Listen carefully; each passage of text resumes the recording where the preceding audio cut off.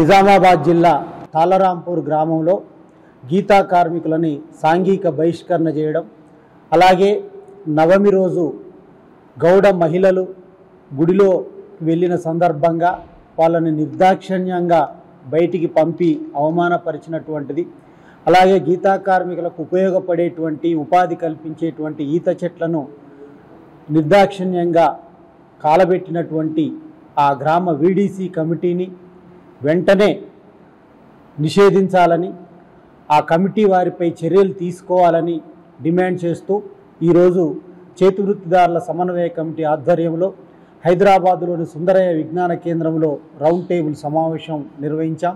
వివిధ గౌడ సంఘాలు, అలాగే కుల వృత్తి సంఘాలు, చేతివృత్తిదారుల సంఘాల రాష్ట్ర నాయకులందరం కూడా పాల్గొనడం జరిగింది. ఇది రాజ్యాంగ విరుద్ధమైనటువంటి చర్య. నిన్ననే బాబాసాహెబ్ అంబేద్కర్ యొక్క జయంతిని జరుపుకున్నాం.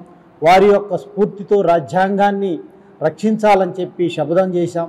దేశవ్యాప్తంగా వారి గురించి పెద్ద ఎత్తున ప్రచారం చేస్తున్నాం. కానీ ఆ రాజ్యాంగాన్నే తుంగలో తొక్కినటువంటి పరిస్థితి ఇవాళ తాళ్ళరాంపూర్లో ఉందని చెప్పి ఈరోజు జరిగినటువంటి రౌండ్ టేబుల్ సమావేశంలో వక్తలందరూ కూడా అభిప్రాయపడ్డారు. సభ్య సమాజం తలదించుకునే విధంగా గౌడ మహిళలని నిర్దాక్షిణ్యంగా గుడిలో నుంచి బయటికి పంపడం అనేటువంటిది ఘోరమైనటువంటి విషయం.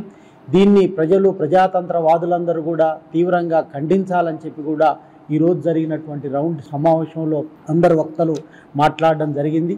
ప్రధానంగా 4 అంశాలని ఈ రౌండ్ టేబుల్ సమావేశంలో మేము చర్చించడం జరిగింది.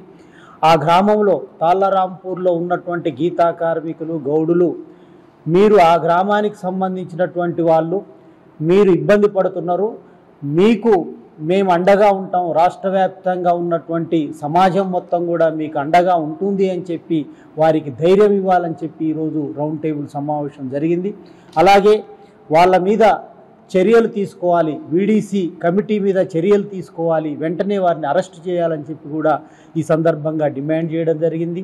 జిల్లాలో ఎక్కడైతే వీడీసీ కమిటీలు ఉన్నాయో వాటిని నిషేధించాలని చెప్పి డిమాండ్ చేయడం జరిగింది. అలాగే ఈ నెల 25వ తారీఖున రాష్ట్ర వ్యాప్తంగా అన్ని సామాజిక తరగతులు, ప్రజా సంఘాలు, చేతివృత్తిదారుల సంఘాలు, గౌడ సంఘాలు పెద్ద ఎత్తున చలో రాంపూర్ కార్యక్రమాన్ని కూడా చేపట్టడం జరిగింది. ఎక్కడైతే వాళ్ళకి అవమానం జరిగిందో, అవమానం జరిగిన చోటనే మేళ తాళాలతోటి వాళ్ళకి ఆ గుడిలోకి పంపాలని చెప్పి కూడా ఈ యొక్క రౌండ్ టేబుల్ సమావేశంలో నిర్ణయించడం జరిగింది. సంబంధిత అధికారులకి, అట్లాగే మంత్రులకి, మానవ హక్కుల కమిషన్కి మెమోరాండం ఇస్తాం. అయినా పరిష్కారం చేయకపోతే పెద్ద ఎత్తున రాష్ట్ర వ్యాప్తంగా ఉద్యమానికి కూడా సిద్ధమవుతామని చెప్పి ఈ రౌండ్ టేబుల్ సమావేశంలో తీర్మానించడం జరిగింది. మేము చేసేటువంటి ఈ కార్యక్రమంలో అన్ని గౌడ సంఘాలు, కుల సంఘాలు, వృత్తి సంఘాలు పాల్గొని, రాజకీయ పార్టీలు కూడా ఇప్పటికే సిపిఎం పార్టీ రాష్ట్ర కార్యదర్శి జాన్ వెస్లీ గారు ఆ గ్రామానికి వెళ్ళి సందర్శించి వారికి ధైర్యం కల్పించడం జరిగింది.